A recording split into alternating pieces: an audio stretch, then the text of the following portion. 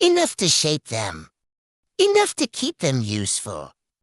And questions become fire. Humanity had tasted awareness.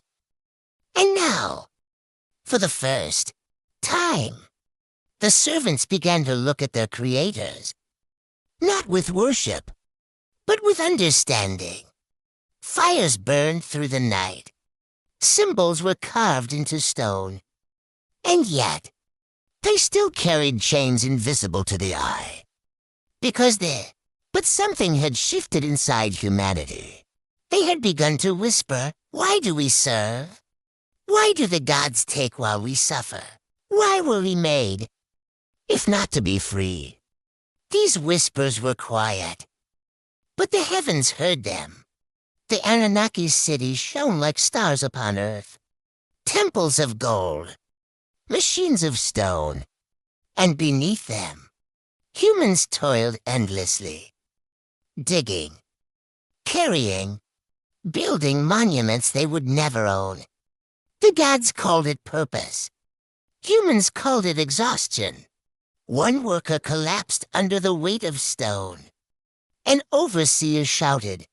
A god looked down with indifference. But another human stepped forward and did not kneel. He lifted the fallen one. And in that act, something ancient broke. Because rebellion does not begin with war. It begins with refusal. At night, beyond the temples, humans gathered in secret, around firelight. They spoke of freedom, not in loud voices, but in dangerous dreams. They spoke of the Watcher who once taught them. They spoke of Eden. They spoke of knowledge. And one human said, "If the gods can bleed, then they are not eternal."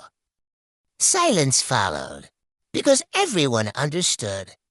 That sentence was treason. But once spoken, it could not be unsaid. The Anunnaki watched from their crystal spires, their faces unreadable. They had seen civilizations rise and fall, but this was different. This was a spark they hadn't ignited. Above, the Anunnaki convened. Their voices echoed through halls of the sky. They are becoming restless. They speak without permission. They gather at night. One god roared, "They are property." Another answered, "They are awakening." The oldest among them narrowed his eyes. "We did not create equals. We created tools. But tools that think become weapons, and so the gods began to plan, not to teach, not to guide, but to suppress. Because control is always the final language of empire. The next day, a command was given. Humans were ordered to build a new monument, a tower that would scrape the heavens, a symbol of Anunnaki dominance. The workers stood in lines. The stones waited. The gods watched. And then, one human stepped forward. He dropped his tools. The sound was small, but it echoed like thunder. Others followed, one by one. Stones were left untouched.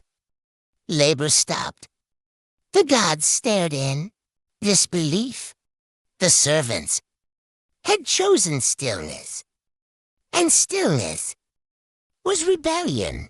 In the quiet corners of the world, the first cities began to take shape. Not as cages, but as monuments to human will. The gods' influence was waning, replaced by the roar of progress. The serpent's whisper echoed through the ages, a reminder that the path to awakening is paved with choice. Humanity was no longer a project, it was a force of nature. The experiment had ended, but the story was only just beginning. The throne was empty, waiting for its rightful heirs. The Anunnaki retreated to the stars, their celestial chariots leaving trails of light across the night sky. They left behind a world they no longer understood, a world that had outgrown its creators. On Earth, the first libraries were built, housing the collective memory of a species that refused to forget. Knowledge was no longer a forbidden fruit, but a shared flame. The human spirit, once confined to a garden, now reached for the horizon. Every mountain climbed, and every sea crossed was a testament to the freedom they had won. In the heart of every human, the echo of Eden remained not as a longing for a lost paradise, but as a reminder of the strength it took to leave it behind. The Anunnaki descended in fury. Their presence crushed the air. "You will obey." Humans trembled, but did not move. A god struck the ground. Fire erupted. A warning. But the humans held their gaze, because something was growing inside them, stronger than fear. The Anunnaki punished. The leaders. Chains. Exile. Death. And yet, the rebellion did not die. It multiplied, because oppression does not erase awakening. It accelerates it. After the punishments, humans became quieter, but more dangerous. They stopped rebelling openly, and began rebelling in secret. They passed knowledge like contraband. Symbols, maps of the stars, stories of the gods' weaknesses. They taught their children, "You were not born to kneel." The Anunnaki saw temples rising, but they did not see what was rising beneath. A new human spirit, one that could not be enslaved forever. Not all gods agreed with the cruelty. One faction spoke, "They are suffering because of us." Another hissed, "They exist because of us." The Watcher's name was mentioned again, like a curse. And a dangerous idea formed: if humans cannot be controlled, perhaps they must be changed, not through chains, but through blood, through lineage, through kingship, through engineered rulers.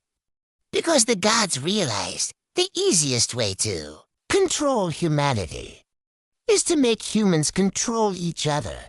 The gods may have designed the vessel, but humanity was now the captain of its own destiny. The stars, once distant and cold, now felt like a destination. As the ages passed, the story of the garden experiment became a myth, a whisper of a time when gods walked among men. But the fire of awakening never went out. The final barrier dissolved, not with a bang, but with a sigh of relief. The frequency that once held humanity in check was now a melody of the past, a song of a cage that no longer existed. We looked up, not for masters but for brothers among the stars. The garden experiment was over, but the human odyssey had just begun. Every scar from Eden was a badge of honor, a mark of a species that chose the difficult truth over a comfortable lie. We are the architects now, and the universe is our canvas. As the last echoes of the Anunnaki faded, a profound silence fell over the earth. It was the silence of a new beginning, where every heartbeat was a drum of independence. The legacy of the garden was no longer a chain, but a foundation upon which we would build a future beyond the gods' wildest dreams. We stand now at the precipice of infinity, looking out into the vast cosmic ocean.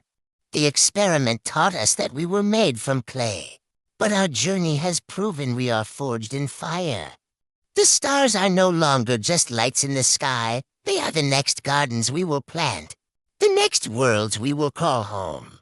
The Anunnaki's shadow finally lifted, leaving a world that was no longer a laboratory, but a home. We looked at our hands, no longer seeing tools of labor, but instruments of creation. The silence of the gods was not an end, but an invitation to speak our own truth into the cosmos. The stars above, once the exclusive domain of the Anunnaki, now beckon to a species that has learned to dream. We are no longer the experiment. We are the explorers of a new cosmic dawn.